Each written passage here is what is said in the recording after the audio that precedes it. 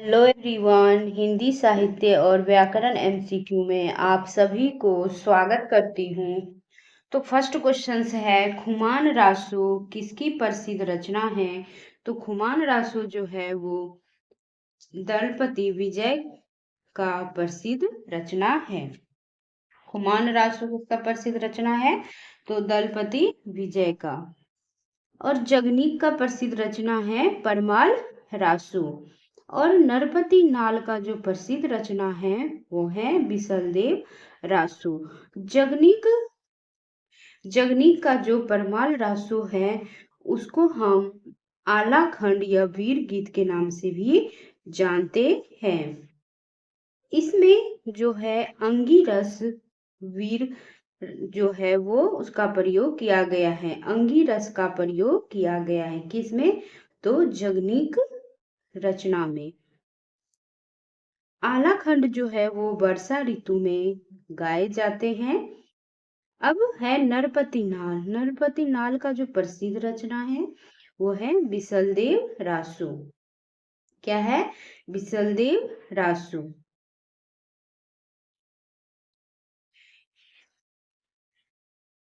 नरपति नाल का हो जाएगा बिसलदेव रासो। अब है खुमान रासो का हो जाएगा दलपति विजय। ओके फ्रेंड्स, अब हम नेक्स्ट क्वेश्चन से देखते हैं। और चंद्रबरदाई का जो है रचना वो हो जाएगा पृथ्वीराज रासो। चंद्रबरदाई का जो रचना है वो हो जाएगा पृथ्वीराज रासो। अब चंद्रबरदाई का जो मूल नाम है वो है पृथ्वी भट्ट। चंद्रबरदाई का जो मूल नाम है वो है पृथ्वी भट्ट। और चंद्रबरदाई में सर्ग जो है वो कितना है? तो 69 है। चंद्रबरदाई में सर्ग जो है वो 69। कितना है फ्रेंड्स? 69 है। और इसमें छंद जो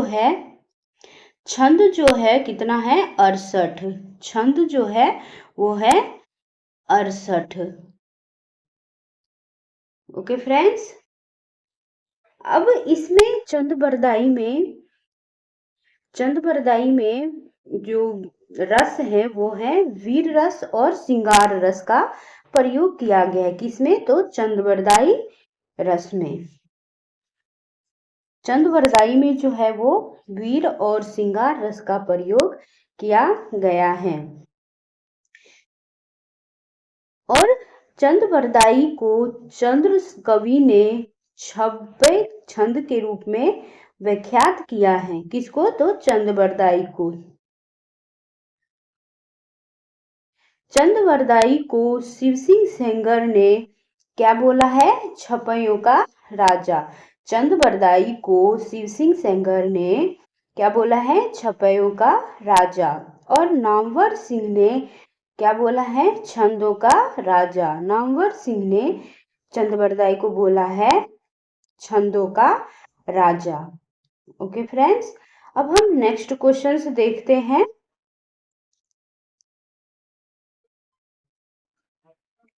नेक्स्ट क्वेश्चन है, गोरी सोवे सेज पर मुख पर डारे केस।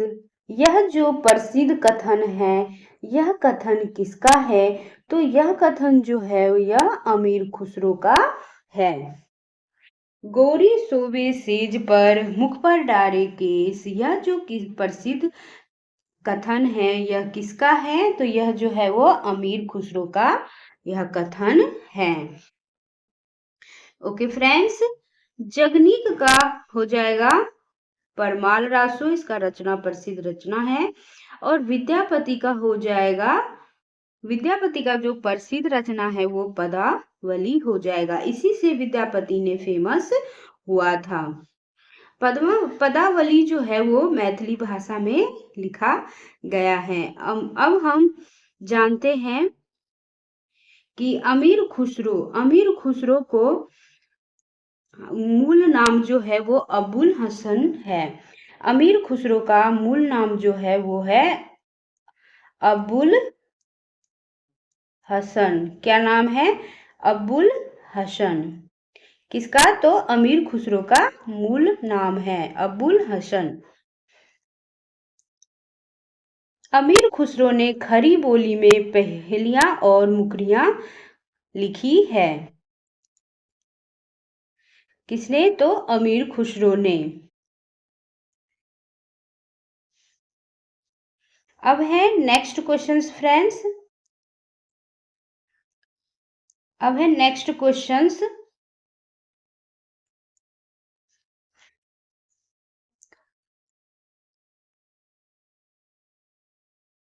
बिहारी हिंदी की बोली का नाम है। बिहारी जो है वो हिंदी की बोली का नाम है। तो इसका आंसर क्या हो जाएगा? बिहारी हिंदी की बोली का नाम क्या है? तो मगही जो है वो बिहारी हिंदी की बोली का नाम है। और बुंदेली जो है वो पश्चिमी हिंदी की बोली है। बुंदेली जो है वो पश्चिमी हिंदी की बोलियां हैं। कौन सी? तो बुंदेली। बुंदेली जो है वो पश्चिमी हिंदी की बोली है। और बघेली जो है वो पूर्वी हिंदी की बोली है। पूर्वी हिंदी की बोली है।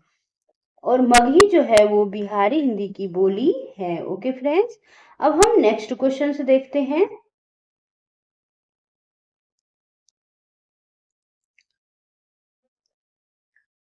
अपभ्रंश भाषा का काल कौन सा है? अपभ्रंश भाषा का काल कौन सा है?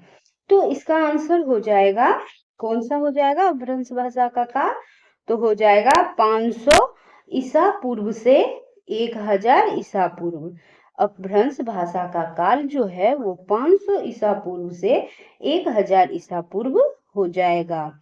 ओके फ्रेंड्स, और रिंग वैदिक काल जो है, रिंग वैदिक काल वो है 1500 से 1000 ईसा पूर्व। रिंग वैदिक काल जो है, रिंग वैदिक काल जो है फ्रेंड्स वो हो जाएगा 1500 से 1000 ईसा पूर्व तक। रिंग वैदिक काल जो है वो 1500 से 1000 ईसा पूर्व तक है इनका समय। और उत्तर वैदिक काल का जो समय है वो है 1000 से 700 ईसा पूर्व। ओके फ्रेंड्स, तो इसका आंसर हो जाएगा अपभ्रंश भाषा का काल जो है वो हो जाएगा 500 ईसा पूर्व से 1000 ईसा पूर्व। अब हम नेक्स्ट क्वेश्चंस देखते हैं फ्रेंड्स। भारत का प्रथम समाचार पत्र कौन सा था? तो भारत का प्रथम जो समाचार पत्र था वो कौन सा था? तो बंगाल गजट। कौन सा था? तो बंगाल गजट था। अब बंगाल गजट था प्रथम समाचार पत्र।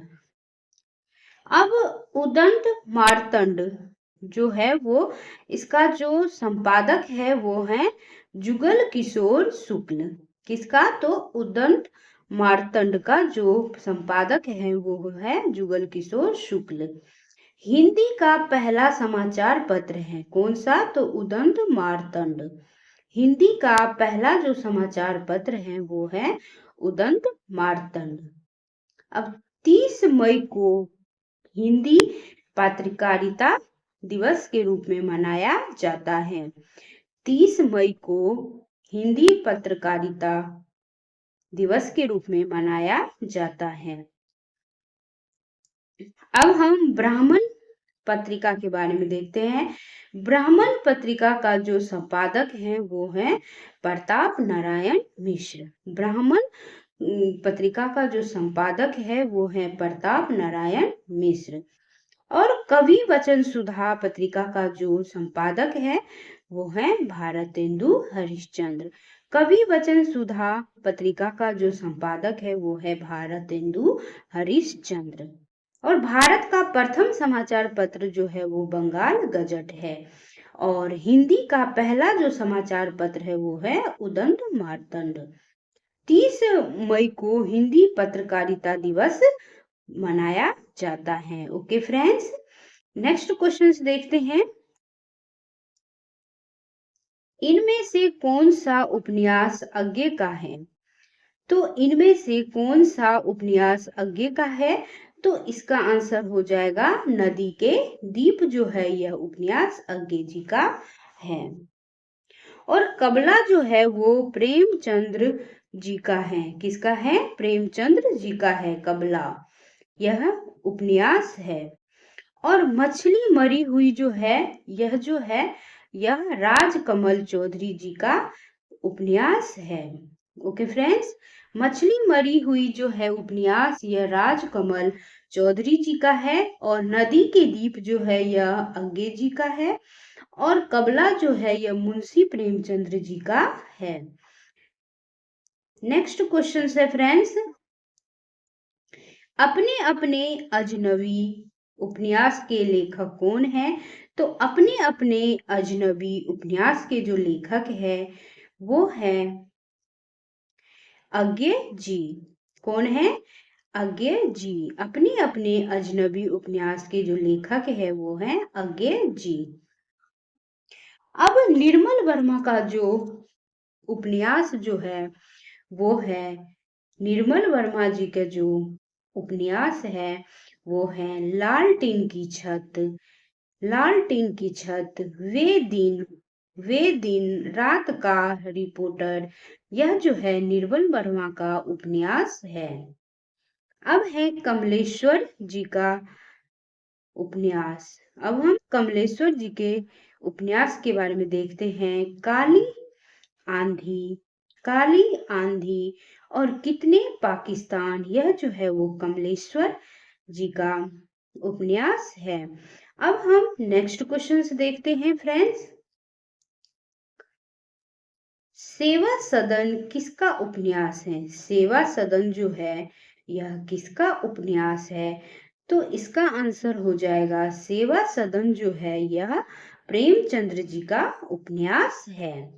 सेवा सदन जो है यह प्रेमचंद्र जी का उपन्यास है।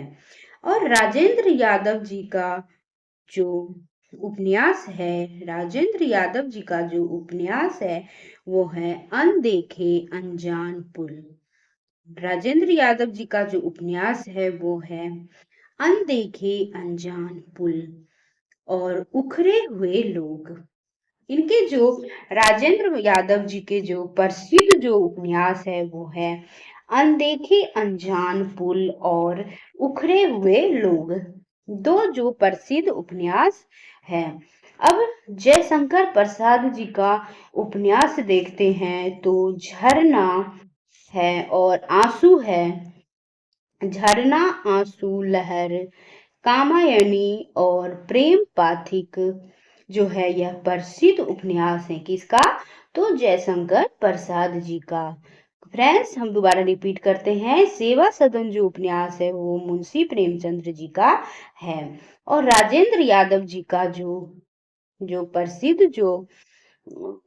जो उपन्यास है, प्रसिद्ध जो उपन्यास है वो है अनदेखे अनजान पुल और उखरे हुए लोग। तो फ्रेंड्स, अब है जयशंकर प्रसाद जी के उपन्यास जो है, प्रसिद्ध उपन्यास देखते हैं तो झरना है, आंसू है और लहर है और कामयनी है और प्रेम पथिक है, जो प्रसिद्ध उपन्यास है जयशंकर प्रसाद जी के। ओके फ्रेंड्स, अब नेक्स्ट क्वेश्चंस देखते हैं।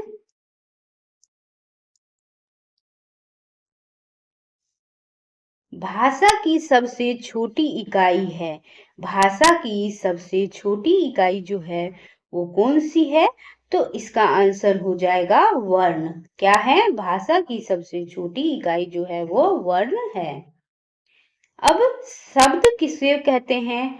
तो भाषा की सबसे छोटी इकाई जो है, भाषा की सबसे छोटी इकाई को ध्वनि या वर्ण कहते हैं।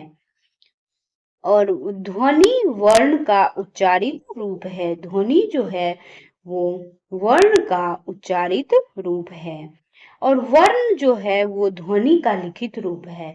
वर्ण जो है वो ध्वनि का लिखित रूप है। वर्ण जो है वो दो प्रकार के होते हैं। वर्ण जो है वो कितने प्रकार के होते हैं? तो दो प्रकार के होते हैं। वर्ण कितने प्रकार के होते हैं? तो दो प्रकार के होते हैं। कौन कौन से होते हैं? तो स्वर होते हैं और व्यंजन होते हैं। वर्ण जो है वो कितने प्रकार के होते हैं? तो 2 प्रकार के होते हैं। एक होते हैं स्वर और एक होते हैं व्यंजन। अब नेक्स्ट क्वेश्चन देखते हैं फ्रेंड्स। ज्ञानदीप किस की रचना है? तो ज्ञानदीप जो है वो किसकी रचना है? तो इसका आंसर हो जाएगा शेख नबी का। किसका है ज्ञानदीप रचना? तो शेख नबी का रचना है। अब इसका देखते हैं। विंद का जो पूरा नाम है वो वृंदावन है। विंद का जो पूरा नाम है वो है वृंदावन। वृंदावन का जो रचना है वो है 12 मासा, भाव पंचासिका और नयन पचीसी। विंद का जो रचना है वो है 12 मासा, भाव पंचासिका और नयन पचीसी। और अब हम भूषण के बारे में हम देखते हैं। भूषण के बारे में हम देखते हैं प्रसिद्ध रचना। विंद के बारे में हमने प्रसिद्ध रचना देख चुके हैं। अब हम भूषण के बारे में देखते हैं। तो भूषण जी के जो प्रसिद्ध रचना है वो है छत्रसाल दशक। और कौन सा है? छत्रसाल दशक और शिवराज भूषण और शिवा बावनी। यह किसका रचना है? तो यह जो है वो भूषण जी का प्रसिद्ध रचना है। और विंद जी का जो है वो है 12 मासा, भाव पंचासिका, नयन पचीसी, पवन पचीसी, सिंगार शिक्षा, यमक सतसई जो है वो प्रसिद्ध रचना है विंद जी का। विंद जी का जो पूरा नाम है वो वृंदावन है। और ज्ञानदीप जो रचना है वो शेख नबी जी का है। तो ज्ञानदीप किसका रचना है? तो शेख नबी का। ओके फ्रेंड्स, अब हम नेक्स्ट क्वेश्चंस देखते हैं। फ्रेंड्स, अगर वीडियो पसंद आ रहे तो लाइक और सब्सक्राइब प्लीज कीजिएगा। अब हम नेक्स्ट क्वेश्चंस देखते हैं कि रामचंद्रिका की रचना किसने की? रामचंद्रिका की रचना किसने की है? तो रामचंद्रिका की जो रचना की है वो केशव दास जी ने की है। किसने की है? केशव दास जी ने की है रामचंद्रिका की रचना। केशव दास जो है वो हिंदी साहित्य के रीति काल के आरंभ का सुप्रसिद्ध कवि हैं। कौन है? केशव दास। तो रीति काल के आरंभिक काल का प्रसिद्ध कवि हैं। कौन? तो केशव दास। और रामचंद्रिका की रचना जो है वो कब प्रकाशित हुआ था? तो 1601 में। कब प्रकाशित हुआ था रामचंद्रिका की रचना? तो 1601 ईसा में। रामचंद्रिका में राम कथा का वर्णन है। रामचंद्रिका में किसका वर्णन है? तो रामचंद्रिका में राम कथा का वर्णन है। अब हम रामचंद्रिका की रचना कौन सा है? तो रचना जो है वो केशव दास है। केशव दास जो है वो रीतिकाल के आरंभिक कवि है। और रामचंद्रिका की रचना कब हुआ था? तो 1601 में। और रामचंद्रिका में किसका वर्णन है? तो राम कथा का वर्णन है। किसमें? तो रामचंद्रिका में। अब हम नेक्स्ट क्वेश्चंस देखेंगे फ्रेंड्स। जयशंकर प्रसाद जी की पहली कहानी कौन सी थी? जयशंकर प्रसाद जी की पहली कहानी कौन सी थी? तो इसका आंसर हो जाएगा ग्राम। जयशंकर प्रसाद जी की जो पहली जो कहानी थी वो ग्राम थी। अब ग्राम कहानी जो है वो कब प्रकाशित हुआ? तो 1913 में प्रकाशित हुआ। ग्राम जो कहानी है वो कब प्रकाशित हुआ? तो 1913 ईस्वी में प्रकाशित हुआ। और यह जयशंकर प्रसाद जी की पहली कहानी है ग्राम। अब हम नेक्स्ट क्वेश्चंस देखेंगे फ्रेंड्स। सीता वनवास से संबंधित एक काव्य रचना कौन सी थी? सीता वनवास से संबंधित एक काव्य रचना कौन सी थी? तो इसका आंसर हो जाएगा प्रवाद पर्व जो है वो काव्य रचना से संबंधित है। अब नेक्स्ट है कि संशय की एक रात जो है यह किसका है? तो संशय की एक रात जो है यह जो है वो नरेश मेहता का है। किसका है? तो नरेश मेहता का है।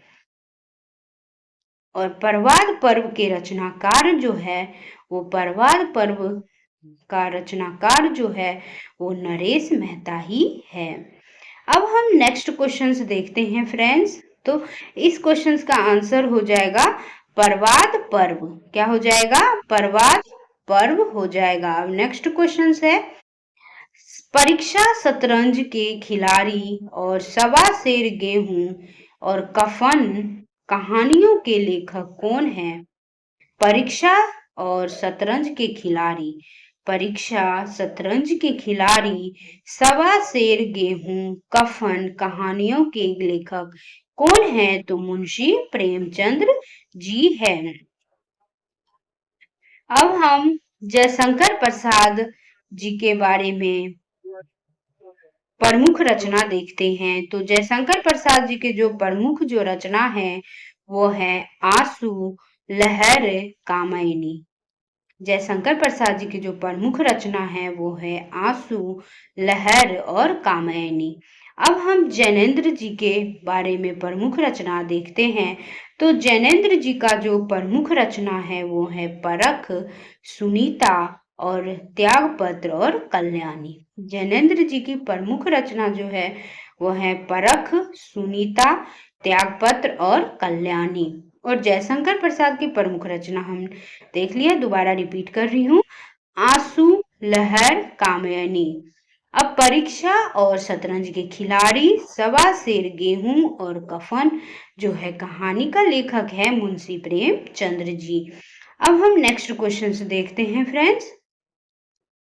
पहला विश्व हिंदी सम्मेलन कहाँ संपन्न हुआ था? तो पहला विश्व हिंदी सम्मेलन जो है वो कहाँ संपन्न हुआ था? तो इसका आंसर हो जाएगा उपयुक्त में से कोई नहीं। तो इसका आंसर हो जाएगा उपयुक्त में से कोई नहीं। नेक्स्ट क्वेश्चन अब हम देखते हैं कि पहला विश्व हिंदी सम्मेलन नागपुर में संपन्न हुआ था। पहला विश्व हिंदी सम्मेलन नागपुर में संपन्न हुआ था और पहला विश्व हिंदी सम्मेलन नागपुर, वर्धा में और महाराष्ट्र में 10 से 12 जनवरी 1973 ईस्वी को मनाया गया था। अब हम नेक्स्ट क्वेश्चंस देखते हैं फ्रेंड्स। तो इसका आंसर हो जाएगा उपयुक्त में से कोई नहीं। नेक्स्ट क्वेश्चंस है, ममता कालिया को दुखम सुखम उपन्यास के लिए कौन सा पुरस्कार प्राप्त हुआ? ममता कालिया को दुखम सुखम उपन्यास के लिए कौन सा पुरस्कार प्राप्त हुआ? तो इसका आंसर हो जाएगा व्यास सम्मान। ममता कालिया को कौन सा पुरस्कार प्राप्त हुआ? तो व्यास सम्मान प्राप्त हुआ। अब ज्ञानपीठ पुरस्कार जो है वो भारतीय साहित्य के लिए दिया जाता है। ज्ञानपीठ पुरस्कार जो है वो किसके लिए दिया जाता है? तो भारतीय साहित्य के लिए दिया जाता है। और साहित्य अकादमी पुरस्कार जो है वो भारतीय भाषाओं में लिखी गई उत्कृष्ट साहित्यिक कृतियों के लिए दिया जाता है, जैसे कविता, उपन्यास, कहानी, नाटक, आलोचना, निबंध, अनुवाद और बाल साहित्य के लिए दिया जाता है साहित्य अकादमी पुरस्कार। और मूर्ति जो देवी पुरस्कार है वो साहित्य क्षेत्र में दिया जाता है। मूर्ति देवी पुरस्कार जो है वो साहित्य क्षेत्र में दिया जाता है। और ज्ञानपीठ पुरस्कार जो है वो भारतीय साहित्य के लिए दिया जाता है। और ममता कालिया को दुखम सुखम का उपन्यास के लिए जो पुरस्कार मिला था वो मिला था व्यास सम्मान पुरस्कार। वीडियो देखने के लिए friends thank you so much. अगर वीडियो पसंद आए हो तो लाइक और सब्सक्राइब जरूर कीजिएगा। वीडियो देखने के लिए थैंक यू सो मच।